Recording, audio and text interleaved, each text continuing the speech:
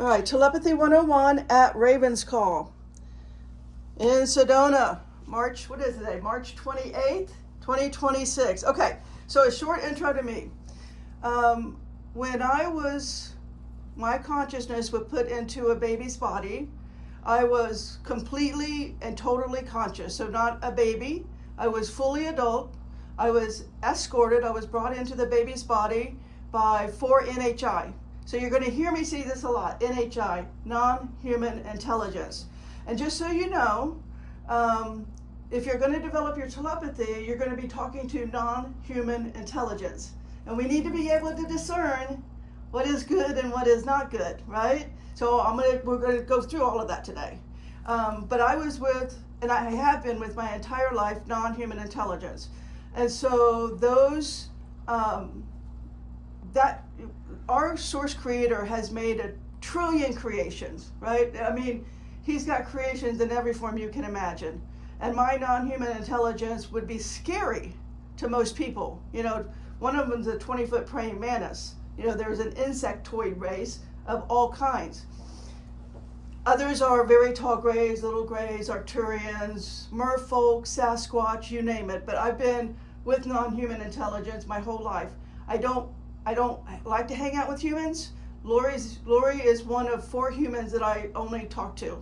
I have one other friend in Sedona. I have my son, and I have what I call my driver. He's my ex-husband. I don't associate or talk with humans. It's just not my thing. It's just not what I want to do. But the non-human intelligence, that's where I hang out. So all of them has given me permission. I'm going to tell you their names. So that you can start developing your telepathy. They will come in and help you. And so they said, give them our names so that they can call upon us and we can assist in helping. Or your telepathy could be with your higher self, your multi-dimensional self, your spirit guides, or your angels. So just choose who you want, but whatever it is, like get a variety, because telepathy comes through all of our senses. And so that's what we need to know. First we have to establish, in order to get telepathy comes through clairaudience, which is clear hearing, internal hearing, clairvoyance, clear sight, clairsentient, a feeling. And so first of all, a NHI will scan you and say, oh, she's more clairaudient, or she's more clairvoyant, or she's more clairsentient. So I will speak to her according to her strength. So that's what you want to establish for yourself. I don't know if you guys have a sense of are you better at a visual? Are you better at hearing? Are you better at feeling?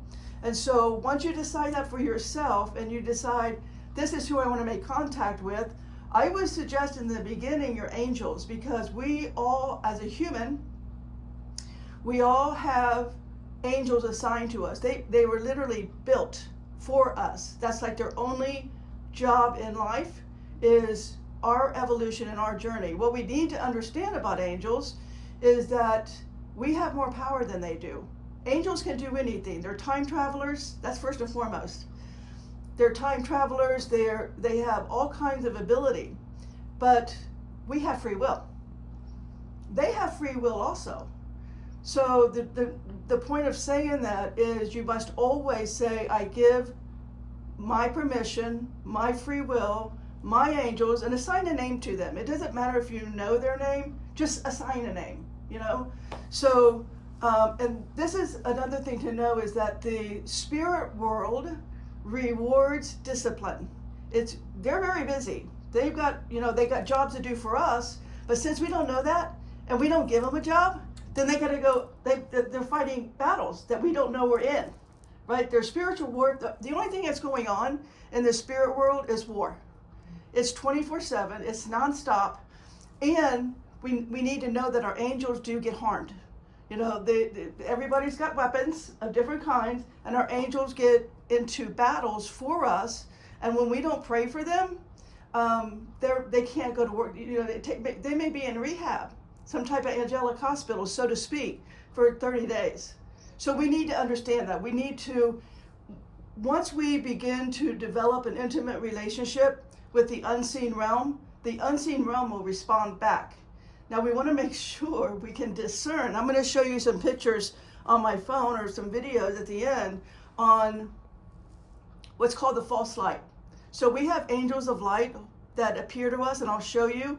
I have videos of Archangel Michael. So I'm here under the order of Michael. So in other words, what that means is that I was built as a human, and I graduated being human.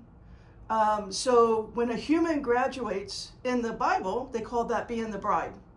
But what Christ tells us about being a bride is we live among the angels. So we go into that order, and there's different orders of angels. There's different ranks. And so I'm under the order of Michael, and I now my consciousness comes into a human form in order to teach spiritual warfare and to recalibrate consciousness, because we come in, like the last 2 timelines that I was in, this dome world. So another thing, I don't call this Earth, I call it a dome. So when you hear me say a dome, you know that to you guys it's planet Earth. To me it's just a dome world, because I'm aware of what exists outside of this dome, and none of us call it planets. It's not, you can think of it like that. I'm just saying these are my terms. So use your own terms. You don't have to use my terms, right? I'm just trying to explain. Okay, so I did write an outline so I can keep on track here. So time travelers. So let's start with the time travel aspect, because what's going to be fun as you guys develop your telepathy is discipline. So first thing is decide on a time every day that you can commit to.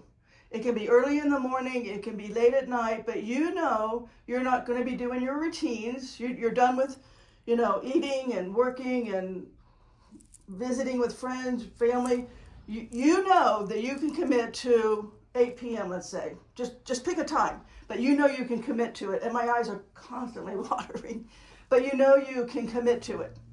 The spirit world rewards discipline because they're very disciplined. If you were to step outside of your human self and step into the spirit world, the obedience and the discipline is something that humans have never occupied. They've never been in that state of being. And so when they see a human is willing to become obedient and disciplined like they are, then they'll say, okay, then you're worthy of my time. The average human in a day goes through like 10,000 thoughts. So we have to say, okay, at 8 p.m. every night, I'm not going to be a human. I'm going to step into my non-human intelligence. That's how I was built. I was built with so much power and so much ability that I can do more than what Jesus showed he could do. And he tells us that you can do more than I did. And also to know, why do we have fallen angels, in case that concept is new to you? The fallen angels left the light, quite literally left the light of God because of the jealousy over us. That's the kind of power we have. So we have to own that and respect that and keep that in mind. It's like, I want to get out of this human design because it's a trap, right? I mean, our monkey brains really keep us, basically undisciplined. When I talk about discipline, just to give you a little background real quick, Lori knows this, but 6 years ago in September of 2020, because I came in fully conscious with all of my abilities, so every clair is turned fully on, all of my able to see and talk to the dead is fully on, telepathy fully on, spent my entire life with NHI. Okay, that has a red flag to the spirit world, which means I have a reptilian handler. I did have.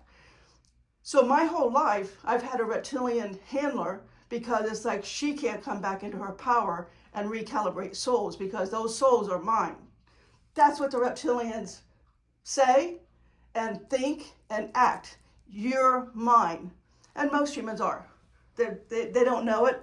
I call it, and if you listen to my videos, you'll hear me say loosh, right? So the God of this world, of this dome, is not our source creator. That's not the Father of light. This dome is called the demiurge. And the demiurge has fallen angels and watcher angels, and I just put it all in the category of archons. So if I say reptilian or archon, it's the same thing. No light. So that's the first thing to know is anytime you're gonna decide, AP, and I'm gonna write, I'm gonna take my non-human intelligence, the way that God made me, and I'm gonna forget about the silliness of being human, and I'm gonna start developing my intimacy, my relationship with the spirit world who have obtained the light. Reptilians will tell you we don't want the light. We want nothing to do with the light. But there's every single species, not all reptilians. I've been with reptilians who have obtained the light. Not my handler. He was evil. But back to Michael. So always say that. If you say you want to talk to a mermaid, mermaids look evil, but there are mermaids who have obtained the light. They still look evil. They have double rows of jagged, very sharp teeth. And when you don't like that appearance, like when I talk to a merfolk, Ariel. If you want to talk to merfolk, Ariel's given you permission. I literally gave her that name because we all remember that from, right, Little Mermaid? Little Mermaid. But when she came to me and took me to her body of water that she's in, she looked very evil. She had big eyes, big face, double row of teeth. She has a snake as a tail, and it's like, I need you to shapeshift into Ariel, right? You know what the Little Mermaid is. You know how to look right now. Shapeshift into that, and then you can talk with me. I only say that because we have spiritual authority over the entire universe. When I've spent my whole life on spaceships with NHI and going through what's called the nursery. So my job here, my time on the ships is to work in the nurseries. So in the nurseries, on the ships, they're hybrid, half human, half animal, half merfolk, half birdfolk, half, you name it. Every animal you can think of is half human and half that animal. And they have all kinds of abilities. And so my job in the nurseries was to work on the ones that were going to appear as human. In other words, merfolk consciousness can shapeshift into a human form. Most humans that you see are not humans. They are a different consciousness that simply shapeshift. In other words, most humans are reptilians. Like anything you see on TV, I guarantee you that's a reptilian. Any politician you see, that's a reptilian. Everything that you think is authority running this world is not a human consciousness. They just shapeshift as a reptilian. And so, and they're showing themselves now because they're very narcissistic. So if we can't see that kind of narcissism coming through today, we're choosing not to. We're choosing to put our head in the sand, and that's fine. Ignorance, that's bliss, right? We can just put our head in the sand, and that's okay. So back to the time. So but let me speak about Michael. So in 2020, my reptilian handler raped and beat me every single time he came to get me. And this time, it was a severe beating that I didn't think I was going to recover from. So I woke up in bed, and I have a walker beside my bed for the times that I wake up in blood or having been severely beaten. They do that for fun. And so he knew, because he's a time traveler, he knew Michael was going to come and save me, and Jesus was going to come and say, you are my bride. He knew that was coming. So he severely beat me, so that he was hoping that I would just, shut up and go away. I didn't know what to do. So I got out of my bed with my walker, and I'm hobbled. He beat my knees and he beat my ankles, so I couldn't walk. And I made it to the couch, and that's when, because I live in the supernatural world, my third dimension disappeared, and all of a sudden fourth dimension or fifth dimension was now, that's where I was, and Archangel Michael was there. And Michael healed me, and he leaned, because he's like 50 feet tall, so, and my ceiling was gone. So he leaned over and looked right in my face, and he said, read the Bible. And I was so damn mad.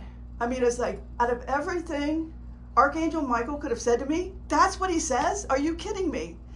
I was a New Age person.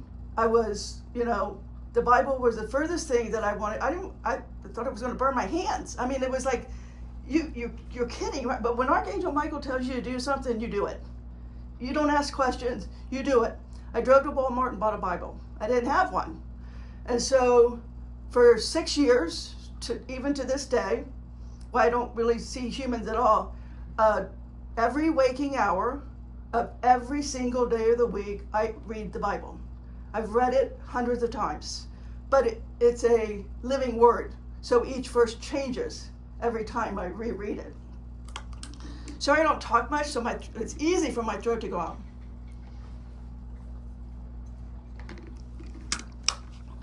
So I say that to give you a little bit of background on the kind of discipline that has shown me has increased my supernatural reality unbelievably. Angels appear, I sit and talk with angels all day long. I sit and talk with NHI. I can summons my whatever I want into my living room and have conversations that I do on a daily basis, including demons, including fallen angels, because I make them tell me their playbook. Okay, back to time travel. So you chose a time. Now you need to choose a thought. The best way, the human mind is left brain. So we have to get out of the left brain. We have to think circular. The left brain is linear on a timeline, and that's not how we're multidimensional, supernatural beings, and we have to accept that about ourselves. We have to not be afraid of that. And so, but we have to figure out, how am I going to trick my monkey brain, right? I mean, we got to like, how am I got 10,000 thoughts. I don't know what I thought a minute ago, let alone what I'm really thinking right now. That's the program running on us. And that program, by the way, it's going to be hard. If you guys are moon worshipers, it's going to be a hard one. I'm going to bust through. You just have to, for the next, until, I'm done here, just let your belief systems go. You can pick it up at the door, all right? But just put your belief systems on the other side of that door. Belief system, BS, right? Put the BS on the other side and just say, for this half hour, I'm not going to be human. I'm going to let go of my belief systems. I'm going to let go of my indoctrination that the moon is running on me. When I was in Atlantis, and the moon wasn't there in this dome. In this dome, before it was called Earth, it was called Lemuria, and after Lemuria, it was called Atlantis. And now this time around, human conscious evolution coming into this dome is called Earth. They didn't succeed, Lush, for the demiurge. They didn't get many souls in Lemuria or Atlantis. And it's like, we gotta figure something else. So the demiurge gets together as a think tank, and it's like, we're gonna have to work on the psychology and the emotion. And we're gonna need to craft some type of craft, if you like, make a craft and move it in and put it in underneath the dome, right? Literally, our sky is an ice wall. That you think it's just sky and space above that. It's not. It's a wall of ice, and it's curved. Okay. Not to say the Earth is a ball. It's just a dome. Your sky is curved. If you look from horizon to horizon, it's curved.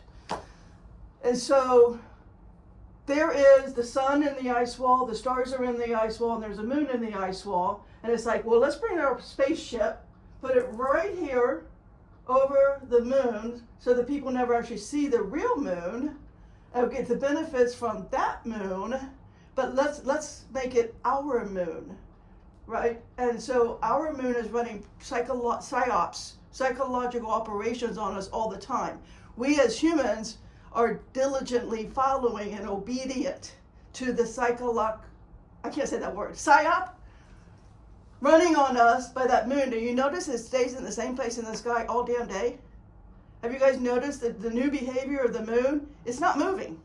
It's the same face, the same side. You never see the dark side. The moon is also coming closer.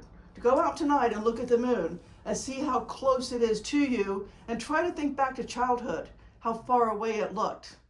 But it's very big and very bright. The point is, it does control the water inside our body, human behavior. It controls our bioelectrical, chemical output and, neural pathways and everything. I mean, it literally is why we become lunatics, right? Lunacy. It controls your emotional output for them. Our emotional output is loose for them.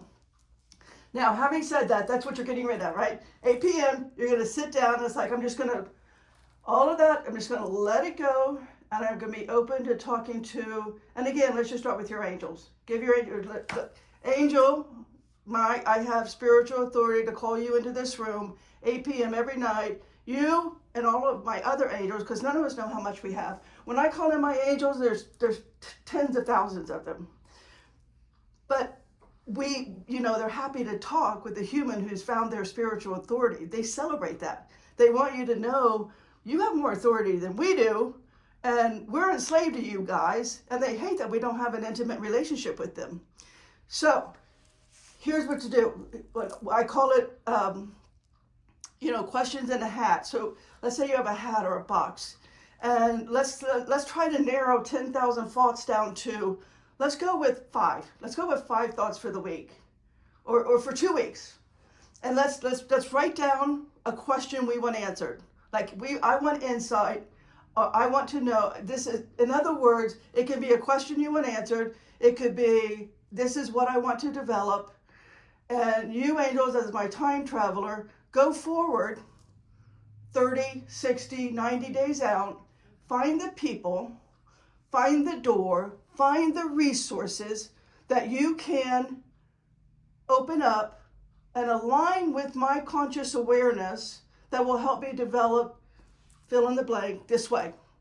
Right? Do you understand what I'm saying there? And so give, it'd be nice if you had 5 different types of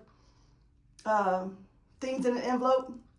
This is the question I need right now. This is the development I need right now. This is the resource, the help I need right now. You get the idea. Mm-hmm. And so you tell your angels, now, go out there and assemble a team. Assemble a team and make me consciously aware, talk to me, telepathically talk to me. Now, you have to decide right here, do I want it to come through as a clear visual or a clear audience? And assign a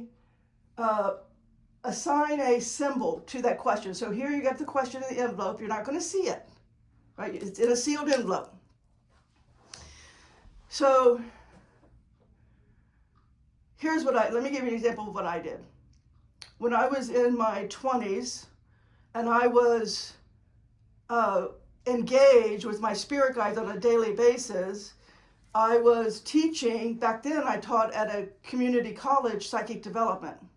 And so I said, I'm already psychic, I'm already a medium, I'm already telepathic. How the heck do I teach humans this? What do I do? And prove to me that you will follow this pattern that I'm teaching, and it was proven to me.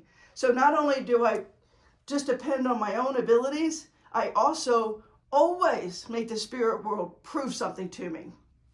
As an idea, whenever I would have a financial question of any type, whether it's an investment, buying real estate, buying land, improving my house, it doesn't matter. It was finances, right? I've been self-employed my whole life, so I've always had a lot of financial questions, like new business, is it, new idea now? Do I let this one go, kind of a thing? So to finances, I assigned a cardinal. Now, where I lived in Cincinnati, cardinals were part of my everyday life. That's not the reality here. If you assign a cardinal to Sedona, you're never gonna, I've been here, 18 years? I've only seen a cardinal one time in Sedona.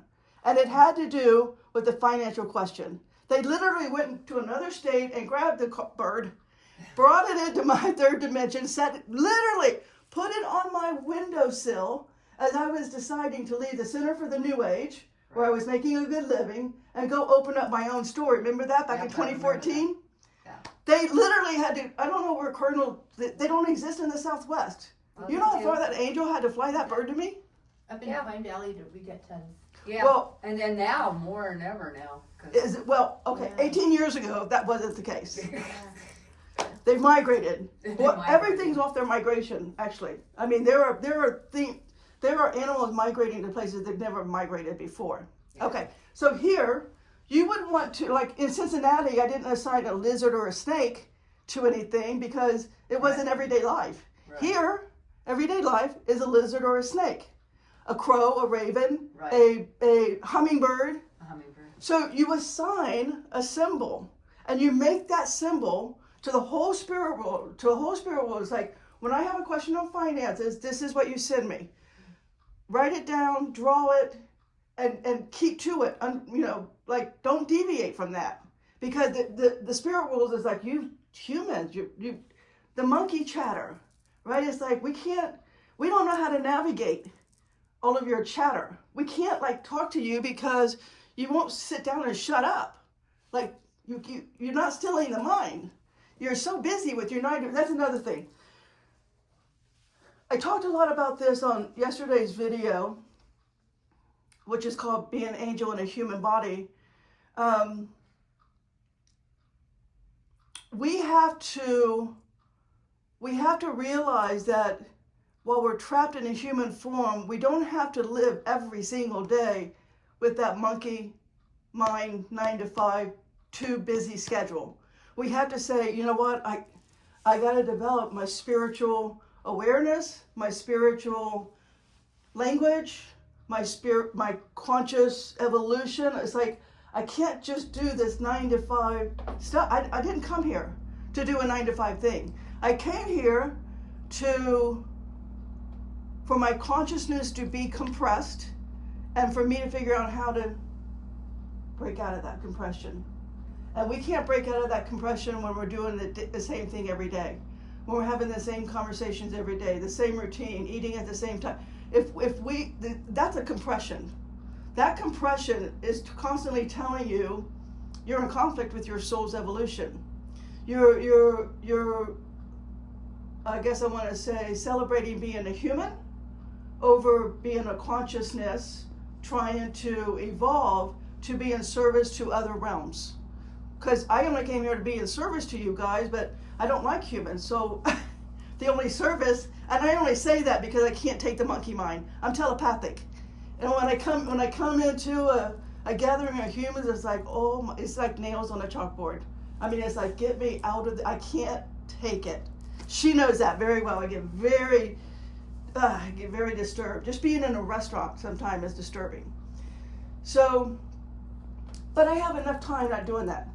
I only see you every 2 or 3 months. So in that time where I don't see you 24/7, I'm just in my house reading the living word and making videos on how it changes. Okay, so now that you know, you're going to start developing a dictionary, because the spirit world can see your dictionary. They can either, while you're sleeping, they can manifest and physically read it, or they can see the imprint, your signature, right? Or your angels know your signature, and they know what you've put in the dictionary, and it's imprinted on their altar, so to speak, as well. So now start assigning, like, look at everything that a conscious being can bring into your observation.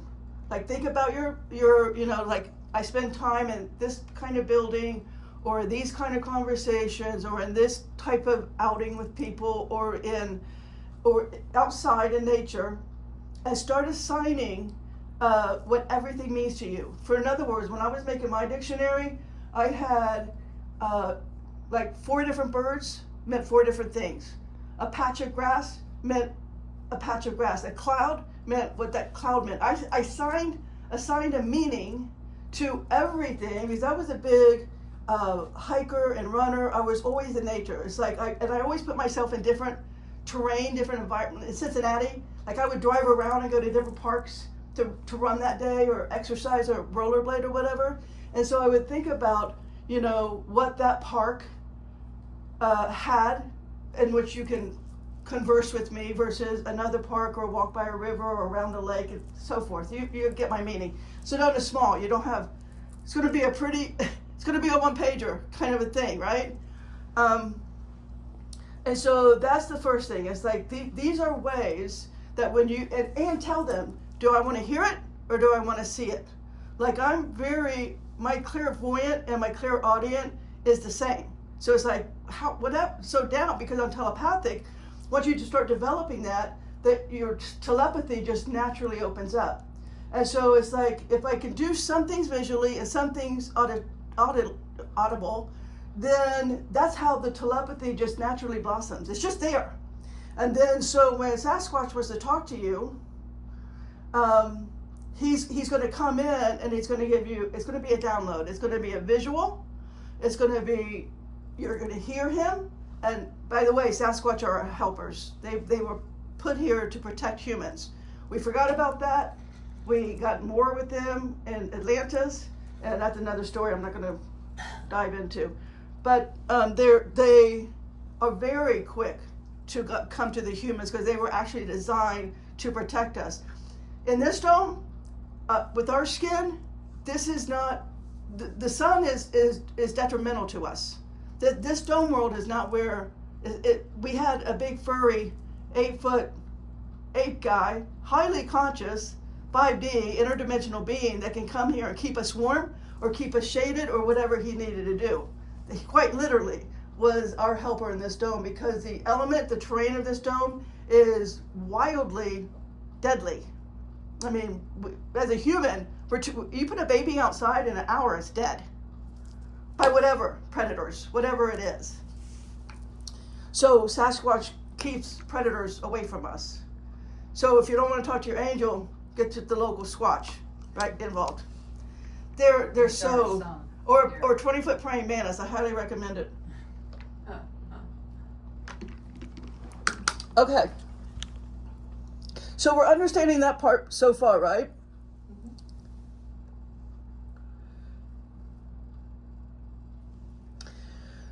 Okay, so talking with nature spirits. This is going to be, I learned how odd I was my first time taking a course. I was only like 20 years old, and I took a course called I was getting certified to be a tree essence therapist. I knew the power of trees and what trees can do to us humans. And so there was a guy in Canada, he did Canadian tree forest essences, and he had essences from trees from all around the world. And it was like, that just resonated with my soul. I was only like 20, and I was doing a psychic, what do you call it, like at a convention center, like a psychic fair. There's like 300, 400 psychics or whatever. And I got out of my booth when I had a pause in readings, and I was looking at the vendors outside. They were selling stuff, right? And there was somebody there selling tree essences, and it was like, oh my God, what I have to do that. Like when can I become certified and do this? How can I learn about this? And she's like, well, the guy who makes them is coming into Cleveland, Ohio at an arboretum, and you can go spend a week with him and become certified. It's like, I'm there, sign me up. And then, so no questions asked, signed up, and went back and did my readings. So anyways, like 6 months later, I go to this arboretum, and there's like a lot of us. There's like 30 people. And he's like, everyone migrate, pick a tree. Ideally, have the tree pick you. And that's what it's like. Oh, the monkey puzzle tree right there's got my name all over it. And so, anyways, he's like, don't move until the tree gives you permission, first of all, to speak to it. You gotta honor it. You're gonna have to calm the monkey mind down, show honor and respect the fact that tree's roots is linked to every single tree living on this planet. He used the word planet, but it's linked, and all of its animals are linked. And if you don't honor that kind of powerful Mother Nature, you're not worthy to speak to that tree, and that tree is not going to speak to you. And you're going to sit here until that is done. And I don't care if it takes you the next week. If you never leave this tree, I will leave you here. Now, it was Cleveland, Ohio, and it was raining, and it was October. Can you imagine what it's like in the Midwest and a cold rain? And that monkey puzzle tree because that monkey puzzle tree is not native, of course, to Cleveland. It was brought from, Africa. And it was like, so my new telepathic is like, I gotta travel back to its native land, right? Anyways, the point of that is trees can teach you more than any human can ever teach you. So pick a tree that you love. Like when I talked about going to parks, it's because there was a certain kind of tree. There was a blue fir tree versus a maple or an oak tree or whatever it was. Like I had trees in certain parks, and it's like I'm gonna rollerblade or jog, and then I'm gonna come and you and I are gonna hang, right? You teach me. So find a tree you love and start developing a relationship.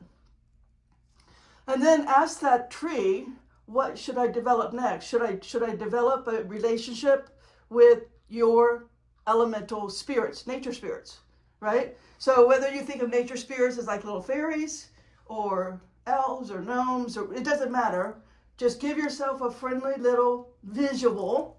Keep it in your dictionary that you're making, and start developing. And from there, just start, with different animals, whether it's a raven or a hummingbird or, whatever's friendly. Like I'm not going to have a visual of talking with a snake. I want nothing to do with snakes, right? That's not part of my dictionary. I'm not going to do something uncomfortable. Okay, so I want to keep on track here. So here's the part where I wrote down, talk about how we humans disempower ourselves. There are so many things that we do that takes us out of our power. And if you actually got rid of a religious, everything you think you know about Bible or religion, you don't know. Until you spend 6 years, 24/7, 12 hours, every waking hour of your day reading it and letting it transform, because it does, you have no idea. There's a religious narrative that is not the Bible.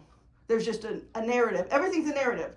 So once you understand everything's a belief system, a culture, a tradition, and narrative, and you decide to get in the mindset, if humans do it, I don't want to do it. If my tradition taught me this, if my culture taught me this, I'm going to step out, okay? Because look around. Has traditions or cultures or religions got us to a good place today? Are we in a better world? Ask the survivors of Epstein, are we in a better world? Consciousness has become a cesspool. That literally, it has become a cesspool. And it's like, do I really want to keep acting like human? Has that really got me to my spiritual best? Has that got me my spiritual abilities? What God naturally gave me? Literally. And so, and Lori knows this about me. It's like, don't sing happy birthday. Don't put a candle on a cake and blood. Everything humans do is sorcery. It's witchcraft on your soul. So once you understand that, and you understand the only thing the Bible is a satanic survival guide. That's all it is. It's how to fight spiritual war. It's how to know what kind of spiritual warfare is on you and how to fight it. So let me give you an example. And if you do like the Bible, happen to have one at home, Psalm 115, 4-7. So Psalm 115, 4-7 talks about boxes made out of silver, gold, wood, or painted wood. So when you put your picture in a frame, the Psalm 115 will tell you eyes that cannot see, mouths that cannot talk, ears that cannot hear, and limbs that cannot move. This was proven to me when I came across that, like the 100th time I read it, and it took me 100 times. I don't know if that's precise, but you know what I'm saying. As a metaphor, the 100th time I read it, it was like, oh my God, that's a frame. That's a picture in a frame. That is a compression on your mouth, you being able to talk, you being able to see. Do you see the amount of diseases that could come from that? Do you see the compression? Are you following me with this? Let me give you how I experienced it. When my son was born telepathic as well. And so, but he was born without a stomach. So his first 2 years, he was in children's hospital with a tube in his skull because he was failure to thrive. He had no stomach, so we had to feed him through his skull. We had to grow his stomach, literally had to grow his stomach. And so, for 2 years, all of our conversation was telepathic because he was in failure to thrive. He could, he was in a bed. And so when I finally took him out of children's hospital, I was like, I'm going to grow his stomach. You guys have had 2 years. You can't figure it out. I will do it. And so I took him home and did it. The point is,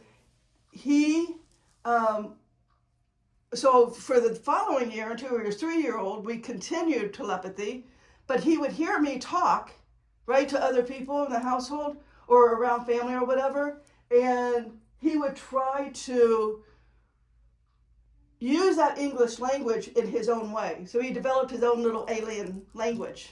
Now I knew what he was saying, but finally when he was 3, the family, I call it my sister's family because I don't associate with human dynamics. So it's like my sister's family was all saying, you can't do that. He has to go to school, and which I wasn't going to institute him. I didn't send him to school, but nevertheless, it's like he has to speak English. And so it's like, okay, well, whatever.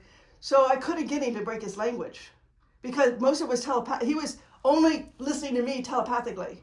And it was like, I don't know how to teach him English. I don't know how to do that. So he went to a speech therapist. The point being, when he was 3 years old, when I started sending him to a speech therapist, I took a picture of him. First Easter egg hunt, right? I threw Easter eggs in the backyard, having the first Easter egg hunt. I took a picture and I put it in a silver frame. To this day, not now, but as of 2 weeks ago, he has all of his life such a severe stutter that he can barely talk with anybody. He stays in the kitchen, back of the house. He's a chef. All of his life, since he was 16, he's only a chef in the kitchen where conversations don't have to take place. He knows how to cook. They all know that he can't get a conversation out, and so he's safe in his own little world, right? It was the 100th time I read Psalm 115, and it's like, oh, I did that. I did that to my son. I caused that speech impediment, a mouth that cannot talk. I've had him since 3 years old in a picture, in a silver frame, and I caused that speech impediment. That's how powerful we are. Now, I didn't know that, right? I'm still, when I did that, I wasn't a Bible reader. I would have never read the Bible until Michael came and got me. So I didn't understand that. And it took me 100 times before even me, after 6 years of being a Bible reader, got it. So I'm only saying this so that you can try to minimize what you've been taught to do as a human. Because everything you've been taught to do as a human is a psyop over your spiritual authority and over your spiritual power. I was telling you earlier, the veil is dropping. Like when I walk outside now, it's like, oh shit, there's a hellhound here. I'm walking around, I'm having to dodge, what's actually out there. And how many people that look human that are reptilian or merfolk or whatever it is like, that's going to stop. Now, all of the spirit world can scan us and say, she doesn't know her spiritual authority. And let me explain how I know that. So, like I said, I've been on ships 2 to 3 times a week my entire life. And when telepathy, and all the creatures, all of God's creation, is all telepathic. It's a universal language. Mm-hmm. And there were some times where I was taken to other dome worlds, and there's a world that exists beneath the ocean floor. So I've been through the ocean floor many times, and when I go into those dome worlds, and I come into a dome, okay, you have a dome world and then there's domes. Most people live in domes. When you get outside of this place has 90-degree angles. That's very, what's the word I want? Damaging to us humans. 90-degree angles. We should be living in circles or domes. Anything with a 90-degree angle like that. This right here, that's very damaging. We have no idea how much of our environment is meant to strip you of your spiritual authority, because there's nothing above you. You're it. You're the highest it is.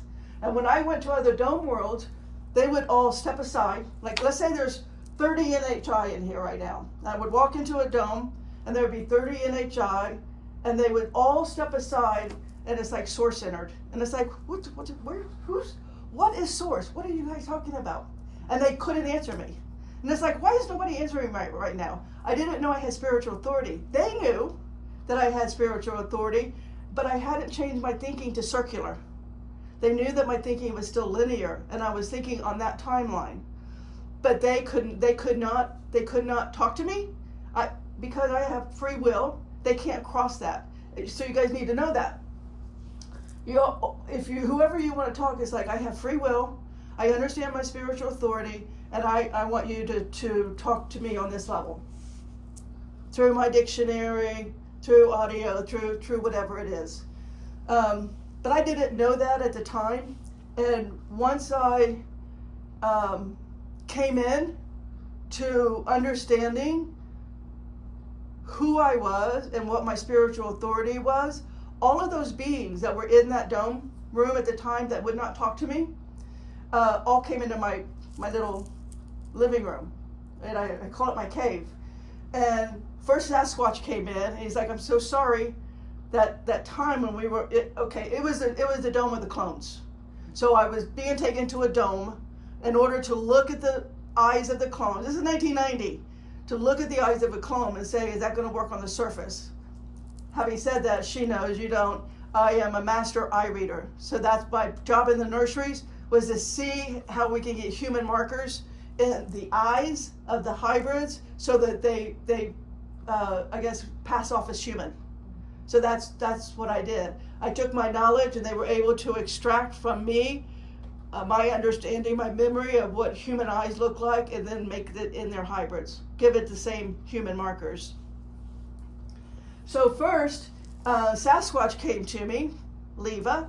By the way, if you want to talk to a Sasquatch, my Squatch is Leva. She's female, and you can call upon her. Anyway, she came in. She's like, I'm so sorry. None of us could talk to you. And then she gave me a story. That story doesn't matter. And then a merfolk came in.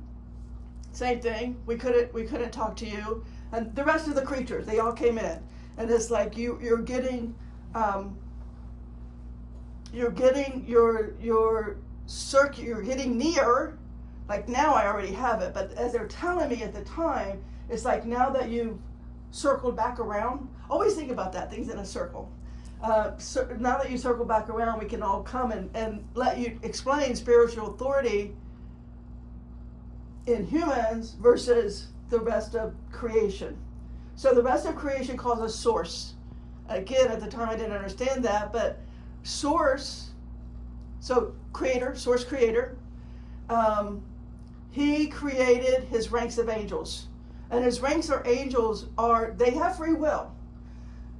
But they're formed for a very particular service. They're either in government, or they're military, or they're messengers. And there's many ranks of them. But they're not like us. They don't have, their consciousness is developed. They're not going through compression, and they're not having our experience. They work for us. They are under our spiritual authority, and the ones that hate that about us left the light. It's like, screw that. We're not working for an inferior species. They look at us, not the holy angels of light. But the fallen angels, like, no, I'm a superior species. I was here first. I'm superior, and I'm not working for that. That's why we had the division of good and bad, or light and evil, whatever you want to think of it. So, and again, on my YouTube, you can see my conversation with the fallen angel. I commanded to come into my living room the other day and talk with me. And the legion of demons with that fallen angel, the legion of demons, 6,000. But they all, if you guys don't know your spiritual authority, they do not they do not have, they can have dominion over you. They can just come in and do whatever they want. And trust me, we're on the food chain, a big food chain. Okay, let me pause here and take a drink of water and ask you guys for questions. No questions, really? Well, why do you think Michael had you read the Bible? Say that again. Why do you think he had you read the Bible? Michael. Oh.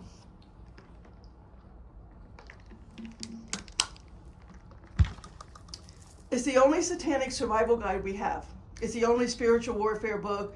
We have so-called authors, I guess, that say they're writing spiritual warfare, or they have spiritual development, or spiritual fill in that blank.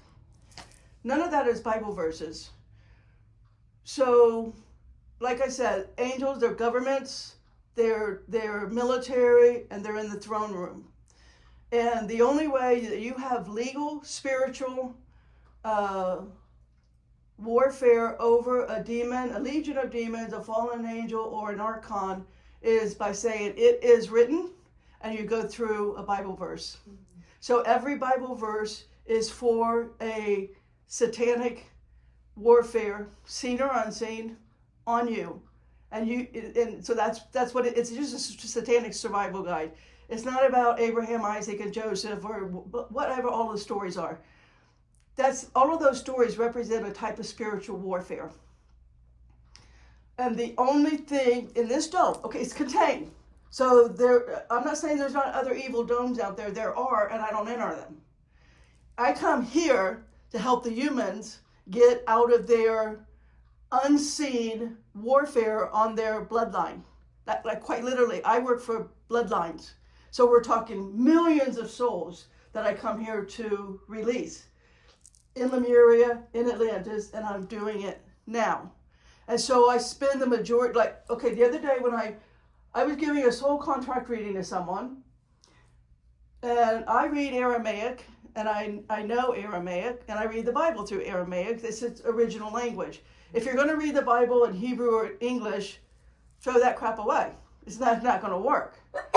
So I'm giving a soul contract reading, and I say the Aramaic word pay. So pay has a big, I could write a 300-page book on pay. But then all of a sudden, her demon, she had a legion of demons in her, and you all do, I know you don't want to think about that. Humans are demon-filled at conception. When sperm hit egg, legal right for demons to come in. As many as needed. That has to do with astrology, and I'll try not to get too off track with that. But our demons make our personality. Like it or not, that's just the way it is. When Jesus touched me on the shoulder, I'm going to talk about Michael here real quick. Michael came, said, read the Bible. Michael left. I was healed. I went and got a Bible. I started reading it, and 3 days later, Jesus came and touched me on the shoulder, and he said, you are in my book of life. My bride, you're in my book of life. No, you're now in my book of life. And so, so when I was giving this whole contract reading, I used the word pay, and I started telling her about it in Aramaic, and the demon's like, you can't use our language. Like they were assaulting me, saying, that's not legal. You can't use our language. And so telepathically, I sent back to them, I'm taking you to the throne right now.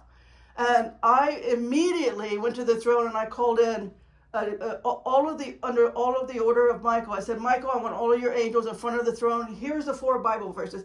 Angels don't know Bible verses. It's not for them to see. It's not for them to use. They have a different way of fighting spiritual warfare. We humans, I threw up there, what was it? I don't even remember now what 4 Bible verses I used in that moment. But I had them memorized for very specific warfare. It's like I had that legion in front of the throne, out of this poor girl. And then the fallen angel, Pei, assumes that name so that it can, because that's their language. Angels only speak Aramaic. Everything's telepathic, but once you're talking with angels, they're going to speak to you, not necessarily through your with me. You guys aren't going to take the time to learn Aramaic. You're going to have your dictionary. But with me, it's now Aramaic. So I'm being spoken to by that way. And so Pe is a name of a fallen angel controlling that pattern in the soul contract reading, a karmic pattern in this girl's life, keeping her on the loose cycle, the death birth cycle, out of the land of the living. So all of us here right now are considered out of the land of the living because you cycled in here karmically. Whether you believe that or not, there is a death birth cycle, and most people have glimpses of their past lives. You know, telling you you've been loose. And so the fallen angel came through, and I sent a different Aramaic up to the throne. I said, I've got Pe, fallen angels, sitting in this scroll right now. And I sent Mem, which is an Aramaic term, up to the throne over them. And then I said to the angel, I'm going to come back to the throne room and get you, and you and I are going to have a conversation about your playbook that you've got on this karmic pattern. So anyway, so that's the only way we can fight the demons in this. And I'm telling you, what's happening is the earth, you may see it on some type of social media, but right now we're getting like sinkholes all over the earth. Yeah. And we're getting bodies of water evaporating. The water is evaporating. And we're getting, there was... Even my pond. Huh? Yeah, well, there's a right in between Phoenix and Yuma, there's a big lake. I can't think of the name of the lake.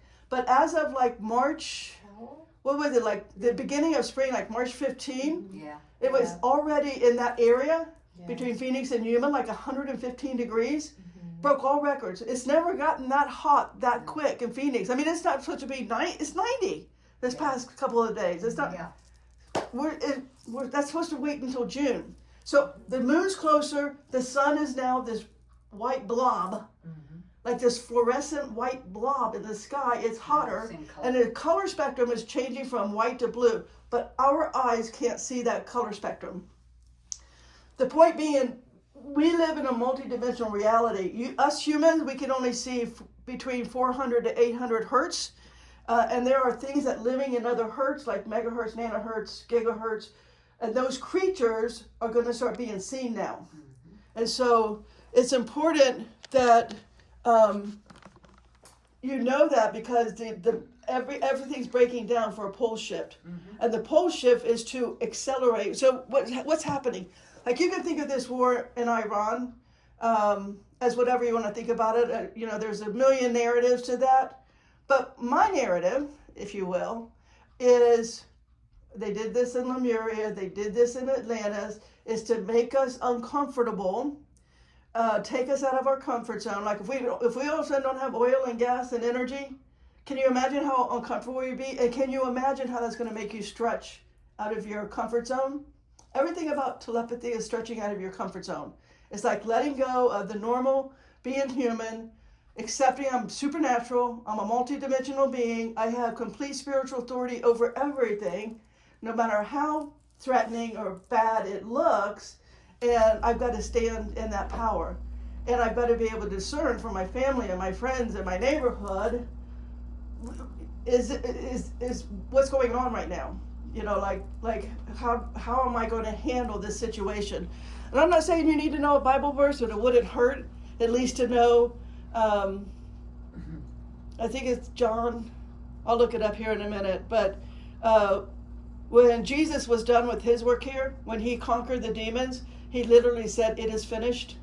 So as it is written, it is finished. Like I already conquered you guys, and I'm out of a linear timeline, circular. This was done 2,000 years ago. So off with your head. And that's literally what I do.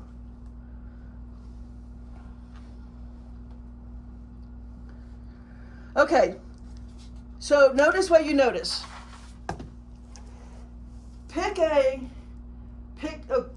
Always travel with a notebook. You want to be writing things down. You want to be. It's like I'm gonna sit still, 10 minutes in between my appointments or whatever I got to do, and I'm just going to become conscious, and I'm going to think about the envelope, sealed envelope that has a question or a thought or something inside of it that I wrote at the beginning of the week, right? I'm going to carry that around with me, and I'm just going to say, what am I hearing about this? And write it down. What am I feeling about this? And write, because your higher self knows what's in that envelope. Do you see what I'm saying? And it's like, I'm gonna spend 10 conscious moments on me and my envelope, and then I'm going to go about my day, and I'm going to write down and actually notice what grabs my attention, because something's always grabbing your attention, whether it's the license plate in front of you, or a bumper sticker, or a sign, or oh, there's a patch of grass over there I never noticed, or because of this Sedona we don't have much patch of grass, right? So anyways, it's like your unseen realm of a myriad of helpers. I mean, you got nature spirits helping you, you have animals, you have squatch, you have angels, you have merfolk, you've got a ton of help. And they're like, I can't even get her to notice what she notices. I mean, like, they're like hand tied. It's like, I don't know how to get through. Give me a tool to get through to that human. They were made for us. All of God's creation is made for you. All of it. It all submits to your authority. But we lost that perception about ourselves. We lost that ability. We lost that authority. And now we like being human. Oh, these humans, this is cool. I like birthday parties and whatever you guys do. What is all the things we do? We celebrate holidays. I mean, every holiday is pagan. It's like, what? Okay. So there's the unseen. There's the unseen realm. Into a whole different realm there. There's the unseen realm of the demonic. It's like, we got him, we beat you. That's what's going on. If you can imagine, behind you is all of the good, and in front of you is all of the bad, and the demons are like, sorry about your luck. We got her. We got him. It's solely focused on the traditions and cultures. Everything given to a human is a psychological operation to trap you in the loosh called the moon. So on your way, when you die, you're going to see the light like the moon. Call it a satanic tunnel of light. Call it the moon. But there's going to be a bright white light. The sad part is, everyone you love is going to be in that white light. And you're going to want to run to them because you love them. It's your family. It's your pet. It's your mommy when you were a kid. All going to be there. Everything that made up what you thought was love and light and high frequency and good vibration, and there's going to be flowers and colors and smells and music. It's going to be sorcery. That's what that is. I have died 3 times, 3 near-death experiences. One of them was this little baby. Because of all of my time on spaceships, I created a tumor. That's the root of the tumor. The tumor was 10 times that size. That's just the root. And it took my entire thigh, I have a skin graft, all the way up to my hip to cover that. It's shrink over time. And I have a 13-inch diagonal scar where a 35-pound tumor was taken out along with as a complete hysterectomy. So. And it has teeth. So from It had teeth. I had a picture of it. I was with her when it was What's taken that? out. Your tumor, I was with you when it was taken out. The tumor, and it Yeah. had teeth. Yeah, it had teeth in it and bones and all Like a wood. parasitic Yeah, it twin. was crazy Yeah. shit. But it's just radiation, through my life around being in ships is full of radiation. I was going back to a point with that. Did you ask me? Did I answer the question first off? I'm not Yes. sure. Okay. Let's go back to notice what you notice. Oh, I was talking about the angels and stuff behind you, the demons in front. It's like she's following your culture, she's following your tradition, she's doing what we want, she's following the narrative. The narrative. There's never a good narrative. You guys, there's no good narrative in this dome. So it's like if I do the opposite of what I've been brought up, what I've been indoctrinated, what I think is, if I do the opposite, then the unseen realm, like, okay, now you just turned away from the demons. Do you see what I'm saying? It's like, I'm just going to quit being human. I'm going to quit doing what stupid humans do. I'm going to quit listening to humans. I'm going to quit this narrative. We're not a ball spinning 67,000 miles in space. Okay, I'm just going to stop. And I'm going to spend some time with the holy light. and all of the creatures in the holy light that are surrounding me, because I'm source energy. You're a piece of source. You are the only thing created that has the actual original fire of light. The rest of them don't. That's us, humans.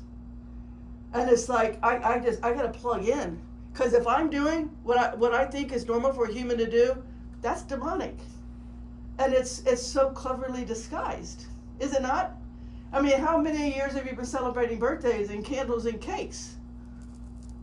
That kind of sorcery, that will destroy a kid. You know how we get rid, what we do to our children, spiritual authority? Here, first and foremost, I can't believe I didn't open with this. The power of your name. Your spiritual authority is in the power of your name.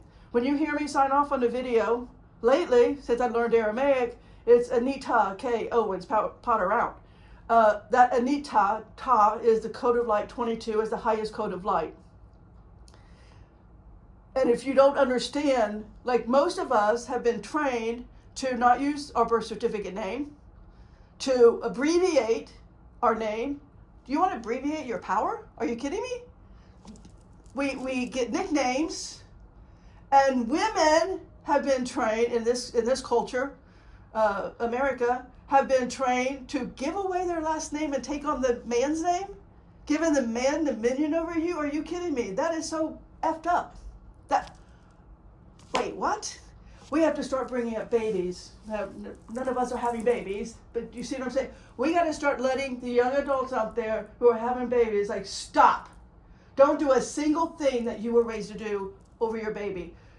Whatever name you put on that birth certificate, you call it that name. Full empowerment. And you don't look at your baby at 2 or 3 years old and outright say a lie, like Santa Claus is coming to town. That right there destroys. Our spirit was destroyed when our parents told us that. Because we were 2 or 3 years old, we were full on telepathic, for all of our clairs. We came in a bride. We come in with full spiritual authority. You look at a baby. Just look at a baby's face and tell me that's not full spiritual authority.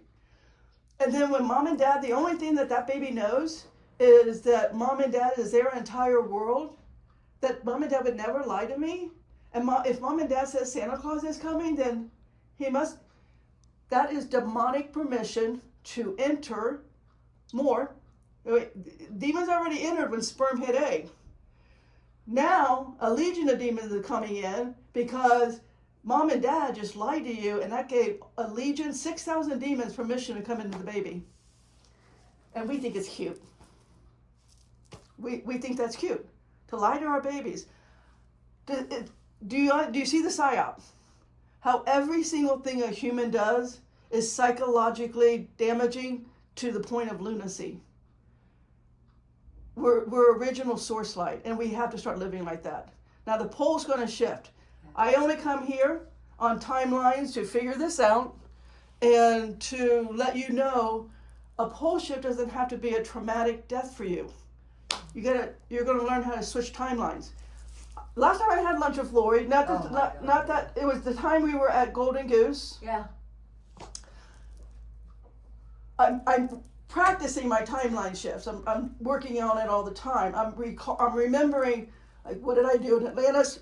What did I do in Lemuria to help souls not go through that trauma?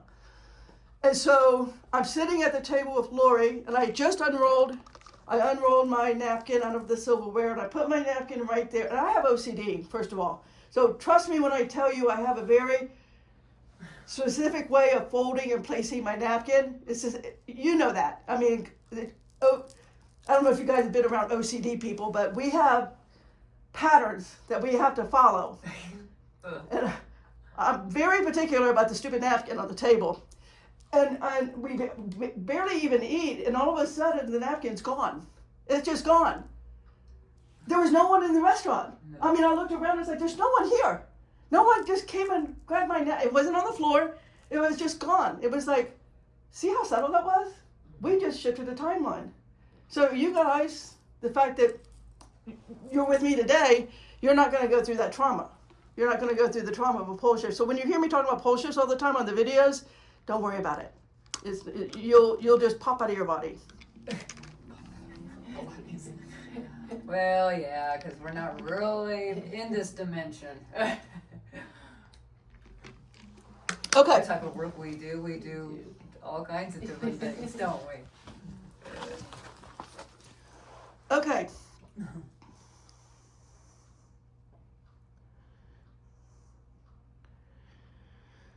So, oh,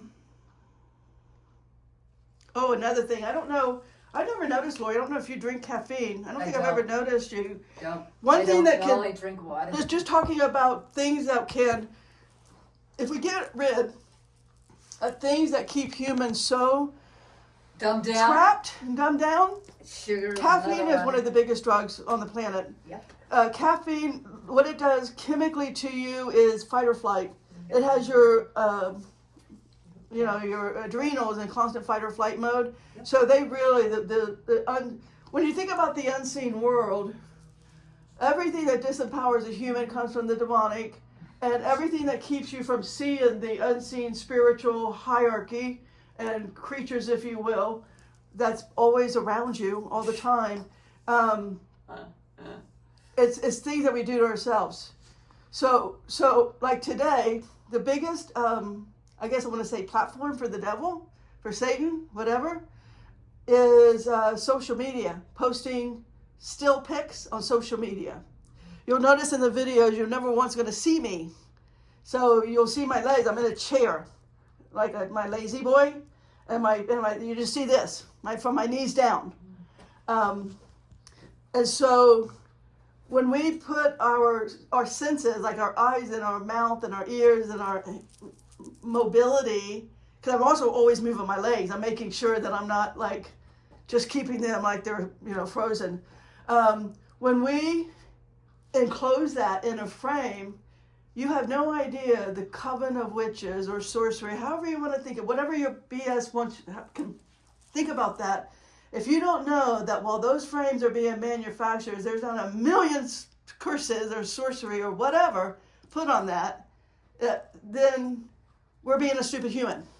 Right? We have to realize we live among an unseen realm, and that unseen realm is 1 trillion creatures. Half is on your side and half is against you.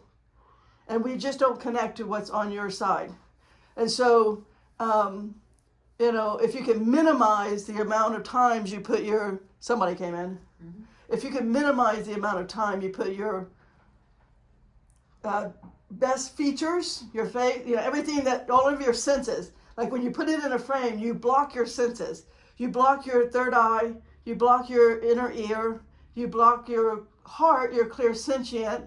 Do you see what I'm saying? When we're like in a picture, second chakra and above, we block our chakras. Literally. And only the demonic world knows that. The demonic world loves that it's like, you guys never going to catch up to our tricks over you. So I know that's almost impossible for humans today not to do the social media thing, but just at least know that.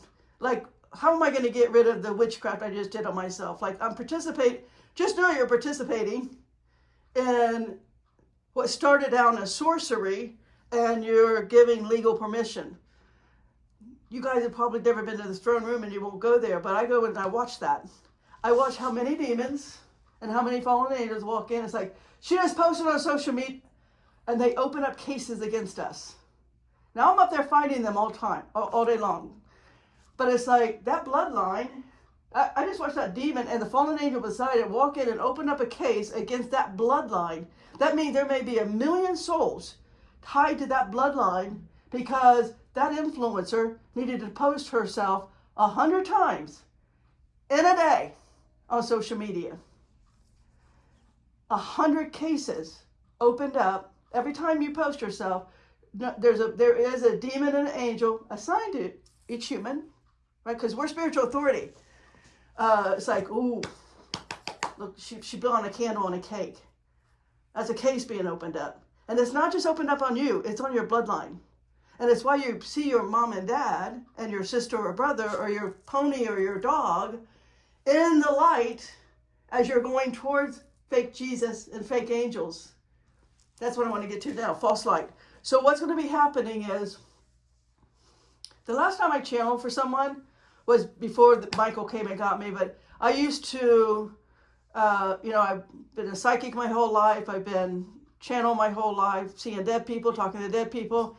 And I used to have people come to my house, groups of people that wanted me to channel different type of beings. And I had a group of people that said, we want to talk to Osiris and Isis. And it's like, okay. So I brought in Osiris and Isis. I didn't know who they were at the time. I mean, I'm a New Ager, but I didn't know those guys. I said, I guess they're Ascended Masters. I don't know who the hell they are. But when I brought them in, it's like, oh, I remember you. I worked with you in Egypt. You were at the mystery schools. I was a priestess under you guys. Point being, they showed me our angels are going to start on Jacob's ladder. Now, this is Bible language that they knew I didn't know, and they used it on me. So I remembered that, and not too long ago, I called them back, and I said, why did you use that particular language? Why did you say Jacob's ladder when you knew at the time when I was channeling for someone? Because I have my spiritual authority, right? It's like, you have to tell me. You can't lie to the source. You can lie to anything the source made, but you and I had divine spark, right? The kingdom is within. Source is a spark, a piece of fire in every human. And they, all of them can see that. And when you know you have it in you, and they see, oh, she knows she has it in her, she knows she's source. She knows she's spiritual authority. We have to submit. And they literally submit. It's spiritual law. Everybody but humans obey and are obedient and use, technically, correctly, spiritual law in their dome world. So the Bible is for this dome world. Okay. I was going to get to a different...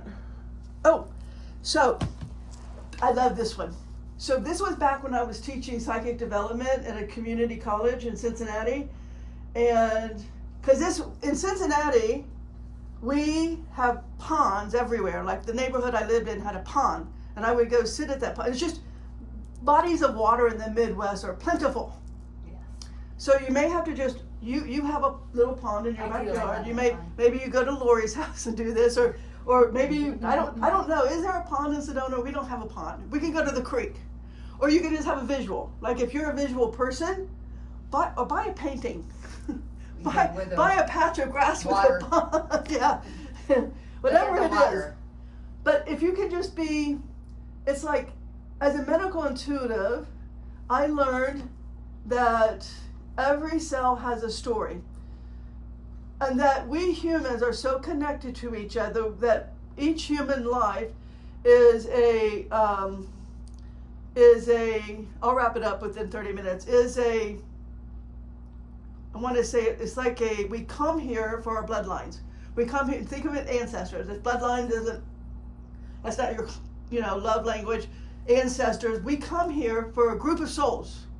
And it's like, so there's a group of souls, and maybe that's 1 million. It's like, we didn't figure it out. We were hunting and gathering. We were busy. We were surviving. We were fighting. We were nurturing. We were raising our baby. We didn't figure it out. You're coming into a timeline. You got more resources. You have healers and psychics and feeling that Sedona has everything. Like, you have resources that you can get us off this trap. We don't want to be in this dome. We want to go back to our home domes. And so it's literally this acceleration. It comes at a pole shift. So it's like we're going to be, this war will go on for who knows how long. It's going to go on long enough where the entire global population will be suffering. Food shortage, oil, gas shortage, maybe no heat, maybe no AC, God forbid. But we're going to be pushed out of our comfort zone. And and think of it like this way, it's like all of my ancestors are rooting for me. Come on, you're our last hope. This dome's going to reset, and we're going to be stuck on another 25,000 year cycle, and that is legitimate. we are ending a 25,000 year cycle. 2000. Every 12,000 years of that 25,000 years, the dome resets, the poles shift. The North Star becomes the South Star. South Star becomes the North Star. And so, and those souls are stuck. It's like, we got another 12,000 years. Now, we're eternal, immortal beings, so time doesn't really exist to them. But here's what we're doing. So, as a thought. So you're sitting by a pond, or you're visualizing sitting by a pond. It's like every fish is going to jump out, right? I call it fish dance. A fish is going to jump out and it's going to do like that out of the water. And it's going to tell me, because all of my ancestors and all of my bloodline and all of that trauma and challenge and fill in the blank, it's in the cells of my body. And there's who knows how many cells, honestly. And so it's like every fish is going to tell its story and we can just let it go. It's like, I'm not going to defend it. I'm not going to make an excuse. I'm not going to apologize. I'm going to love, accept, and say, and let that fish go back into the water. And it's like, thank you for that ancestral trauma. So that's twofold thing. One is we're letting go of ancestral trauma. That's why we're here. We're here to free souls who have not had a conversation like we're having today, right? You've probably not been, have you found yourself in this type of conversation ever? It's new material. It's Sedona. It's Sedona. Yeah, I mean, it's not unusual to say I had dinner with Sasquatch last night. I mean, we expect that at a dinner party. But I've heard of like you talking to aliens. So, but that's twofold thing. So we're not only are we doing the healing work for our ancestors and letting go and getting them, freed up, but we're also developing our clairvoyant, right? We're going to see the fish jump out of water. You can see that, right? In your mind's eye, you can see the fish doing this little fish dance that it does out of water. Mm-hmm. So that is a great visual. So in other words, you're going to pick a time. Ideally, let's talk more about what to do with your time. So you're going to be obedient, disciplined, with a time every day, and hopefully minimum 15 minutes. Hopefully you can do 30, but it's going to be the same time. And it's like, I'm not going to deviate. I don't care what comes on my schedule.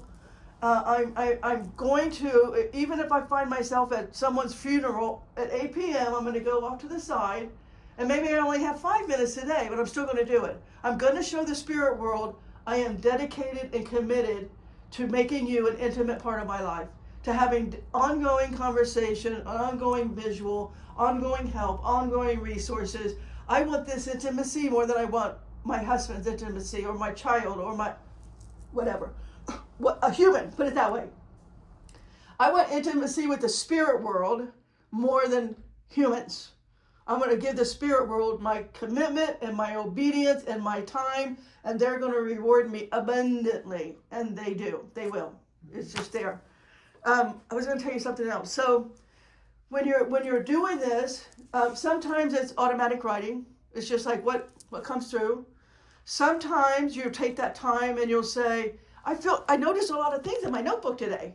Like things, the spirit world was active and getting my attention. And I noticed these numbers and a time on the clock. And I noticed this pattern on this woman's dress. And I noticed this man's shoes. Do you see what I'm saying? It's like everything that my eye goes to, I'm going to write it down. And so you spend that time. It's like, let me storyboard this.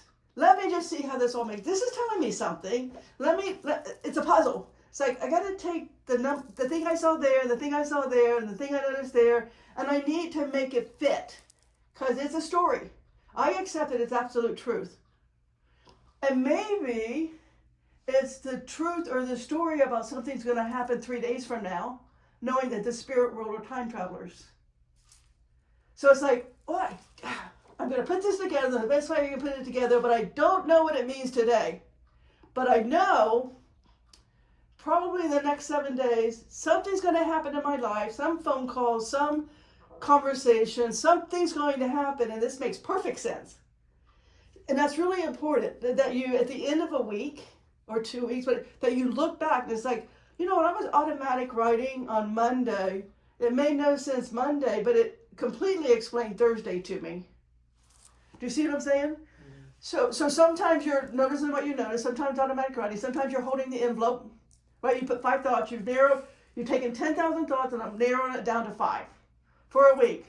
I'm going to give the spirit world a chance to answer something because the monkey mind, like, it's all over the place. And you're busy. You're in your left linear brain because we have to do that in order to drive and you know, do our work or whatever it is.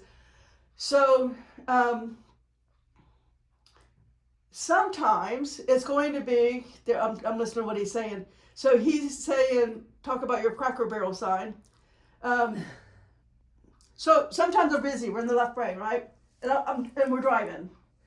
And I don't cheat. Like when I was a young psychic and doing medium readings, I didn't allow myself to cheat and just use my clairs and my telepathy to give the reading. It's like, no, I want the spirit world to prove it to me because I got to teach it to humans. And I always knew I wasn't a human. I'm not a human soul. And so, her name was, I forget her name, but anyway, I'll call her Teresa. Teresa calls me, and you know, I'm new to cell phones. Like I'm driving, and I just got my first cell phone, which is a big unit, right? The big fat ones. It was in a big it was in a gigantic black box. So I'm answering the cell phone, and I'm aware. Back in you got charged by the minute. Oh God, yeah. And I'm aware of this. I'm aware that I'm outside of the 513 area code. I'm in like Columbia. I don't know where the hell I am, but I'm not. And it's like, this is going to cost me a fortune. Yeah. And so Teresa says, my mom just got diagnosed with cancer. And I said, okay. And immediately I gave her on the instant reading, not from telepathy and not from my clairs. I looked up and I noticed what I noticed. And it was a Cracker Barrel sign. In the Midwest, we don't have them. No, In Sedona, but a sign is like as big as that wall. Yeah. Like that's how Cracker Barrel. signs in the Midwest are huge. Yeah, And they are. It's a gigantic advertisement for Cracker Barrel. And so it's like, what do I feel about Cracker Barrel? And this Good is food. but for me it was comfort, it was home. Yeah. It was a safety zone, a comfort zone. It wasn't rush to the hospital and get chemotherapy. I want you to fix me. I want to relax, and I want to be home, and I want to be in my comfort zone, and I want to make my transition in a peaceful way with family, with friends. That's what Cracker Barrel meant to me. Like it may mean something different to you guys. The point is, you're writing it down in your journal, right? It's like if you know that you're gonna. We don't have signs in Sedona, so. But maybe you guys drive to Phoenix or Right. I don't know. Maybe you go somewhere where. But the point is, maybe your upbringing, wherever your childhood was, you had signs that meant something to you, or restaurants, or a song. You know, Songs come. like Cat in the Cradle with the Silver Spoon. Like that song has a meaning to me. You know, about how quickly you just lose your baby and it goes on to be an adult, and it's you know, as a parent. That song would have meaning to you. So let your book, in other words, know that when you're sleeping, the spirit world is reading your stuff, right? It's like you put it out, you have my permission, all of the fairies, all of the elves, all of the gnomes, all of the angels, all of the spirit guides, everybody has my permission, my free will, or I should say my free will is giving you permission to go through this and to start developing an intimate relationship with me in every way, every day. And I'm going to commit, again, like your time, 8 p.m., I'm going to commit to you. And, oh yeah, the last thing I have here, and I'll wrap it up. But I'm going to commit this time for you. So one thing also to know, this came in yesterday, so I had an uncomfortable situation happen yesterday. I left my house and had lunch with a human. And I'm sorry. Cracks me up. Imagine. I don't take it personal anymore. It wasn't with Lori. Were you that human? No. But I had. Usually I'm the one. I'm usually that human she has lunch with. So now I just don't take it personally. So I had My fingernail? a situation come up, No. and instantly my answer to it was, well, I handled that in Atlantis and I handled that in Lemuria. So just understand, if you're here for a timeline pole shift, you too were in Atlantis and in Lemuria. Mm-hmm. And so your time can be, let me go talk to some of the Atlanteans and what was their culture like, and their, just allow yourself to like explore, like walkers, see yourself, transport, teleport to Atlantis, and it's like, and I'll give you a visual to start with, and you'll make your own visuals from here. But in Atlantis, they were higher frequency beings. So that's first and foremost. Get out of the human low dimensional frequency. 3D, that's third density. I mean, there's two densities under us, but it's like Lemuria, not Lemuria, but Atlantis was up there around 7 to 8D, right? So let's just put ourselves, let's teleport into that. And while they went a different way, meaning they became transhuman. They merged their consciousness and their souls with technology. But they were still, I mean, that was one outcome, but there were, when I was there, it was like, there are souls that didn't want to do that. So in Atlantis, that's an island, right? Atlantis is an island. Just think of that as an island. And then the Atlanteans, with their technology, let's call it 3D print, they made rings around their island, right? And each ring was a different type of living conditions for souls that didn't want to join tech. So I was on those rings. Like I can't, you guys did your transhuman thing, so I can't help you. But there are souls on these outer rings that are trying to activate chakras. And I tell you this to activate your chakras. So what's happening is they are Lemurian souls. Now, when I was in Lemuria, they only hung out in upper chakras, so throat, third eye, crown. And by only in these upper chakras, they were constantly, intimately talking with Source. They never left Source. They were still in that original fire, that original light, and it's like, well, no, you can't be you can't evolve just being in upper chakras. You have to get heart down to root. Activated and grounded. So in other words, in the Bible, there's this number in the Bible called 144,000. And of course the Jehovah's Witnesses think it's them. Right. But anyways, 144,000 is the amount, so each chakra is a flower, right? And flowers have petals. And the totality of our chakras is 144,000 petals. And we have to get all of them activated. And so the point I'm telling you as a visual, like teleport, we want to go beyond human limitations. I'm going to teleport. I like that outer ring in Atlantis. I'm going to go to that outer ring. There's 3 rings. I'm going to go to that third ring, the furthest out away from the island. I'm going to hang with the Lemurians for a while. And I'm going to let them teach me how to activate all 144,000 petals. And whatever visual, see, I love that. I mean, it's like, use that as your visual. It's just like, everybody should, like, take a picture, put it on your phone. I'm going to take a picture of it today. Put it on your phone and just let that be, like, your time, with, 8 p.m. writing time. It's like, angels, whoever you want to call on, merfolk, Sasquatch. Sasquatch was with us in Atlantis, by the way. That's where the war started. But anyway, teleport yourself, visually teleport yourself, see in that grass, and see in first of all, there's nature spirits everywhere. See in the nature spirits, just have fun with, that, just let it activate your third eye.